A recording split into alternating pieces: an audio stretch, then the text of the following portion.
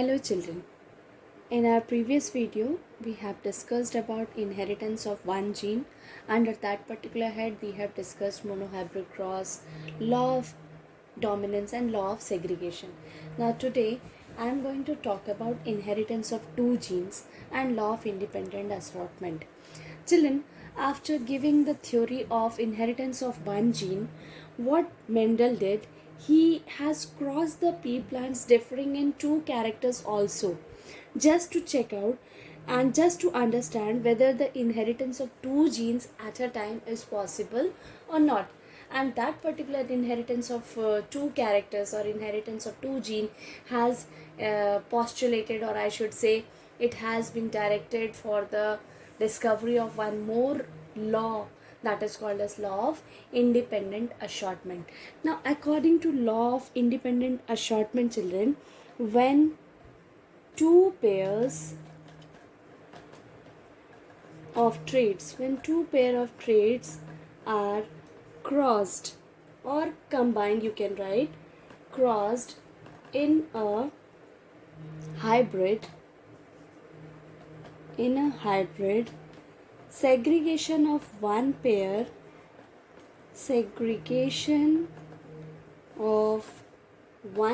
of characters one pair of character is independent of the other pair. What do you understand from this particular law?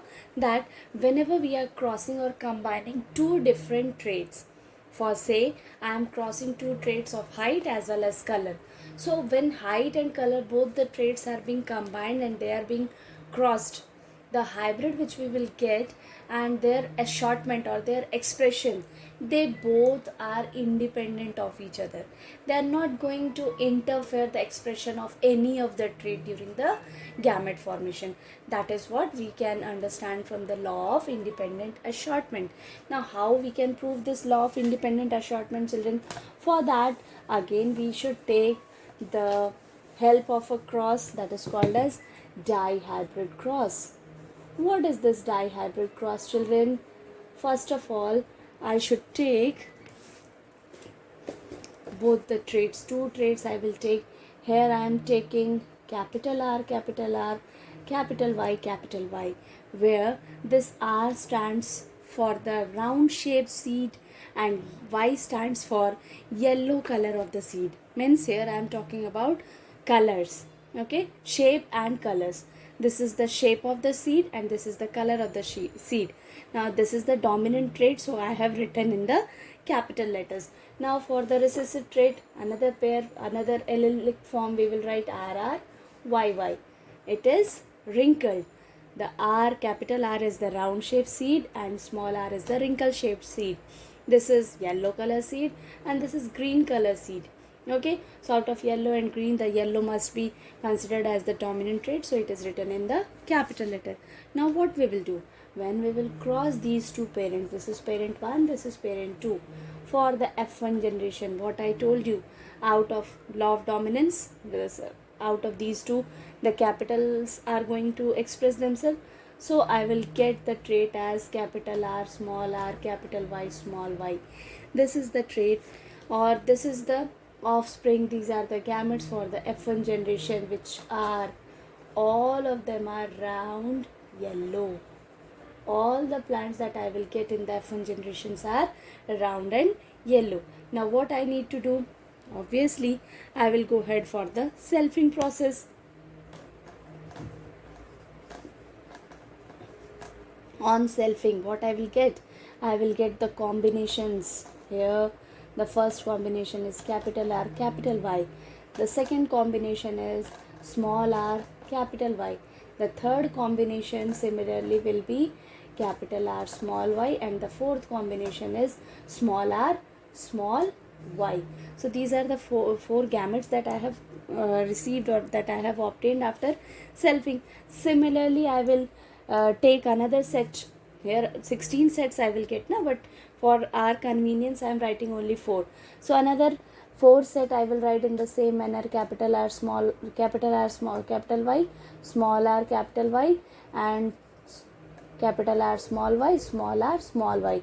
When you will cross it, children, when you will cross it the way we have crossed it for the monohybrid cross, you will get the phenotypic as well as the genotypic ratio.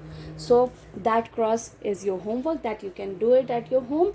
And after crossing, the ratio which you will get is, the phenotypic ratio will be, phenotypic ratio of dihybrid cross is 9:3:3:1. This is the phenotypic ratio which talks about that we will get 9 plants as round yellow, 3 plants as round green, 3 plants as wrinkled yellow, and only 1 plant as the wrinkled green. So this is what we will obtain after the dihybrid cross, and it talks about law of independent assortment. Here you must have seen the capital R is not interfering in the expression of capital Y, neither in the another set of allele also. We have observed the same. So this is about your dihybrid cross. Now let us talk about one more feature, that is incomplete dominance. What is this incomplete dominance, children? This law or this feature can be easily explained like the offsprings of F1 generation or the gamete of F1 generation resembles none of the parent. Resembles none of the parent. This is as simple as I have written. None of the parents means whatever parents we have. For example, this incomplete dominant can be very easily explained by a plant called as Mirabilis jalapa, which is also called as 4 o'clock plant, and Antihyrnum majus. The common name of Antihyrnum majus is snapdragon. So what we will see over here, that Antihyrnum majus, two flowers, two variety of Antihyrnum majus we have taken. One was red flower, another was the white flower. When we have crossed them, the F1 generation has produced totally different flower. This is your red and this is your white flower. So according to our law of dominance, what we should get? Either red or white, whichever is dominant, that particular plant we should get. But the F1 generation has given totally different plant, totally different offspring, that that is not resembling to one of the parent also. It is completely pink. The F1 generation, all the flowers were pink, which is not a trait, which is not a characteristics of any of the parent. Now when I will go ahead with the selfing process, now when we will go ahead with the selfing process, selfing of what? All the pink flowers. So what I will do, R and R, there are two traits, there are the gametes will be separated, and I will cross it. So what I will get here, the first plant I will get is red, second plant I will get pink, third plant again I will get a pink, and the fourth plant will be white. Here also the phenotypic ratio, in case of law of dominance, children, just recall it, phenotypic ratio was 1:2:1, isn't it? It was the phenotypic ratio. No, that was the genotypic ratio. Phenotypic ratio, here from this incomplete dominance I will get as 1:2:1. Why it is 1:2:1? Because I got one red plant, I got two pink plants, whereas only one as the white plant. So here the phenotypic ratio is exactly the same for the genotypic ratio that we have received in law of dominance. So this makes a little difference in case of incomplete dominance, and it may has happened because of the blending, which we are going to talk afterwards. Okay, so what is this? We have discussed about the incomplete dominance, where the gamete will not resemble to any of the parent. That is called as incomplete dominance, and the phenotypic ratio will be 1:2:1. So here again we have discussed few of the concept of principle from the chapter Principles of Inheritance and Variation, children. Till the time, keep learning. Thank you.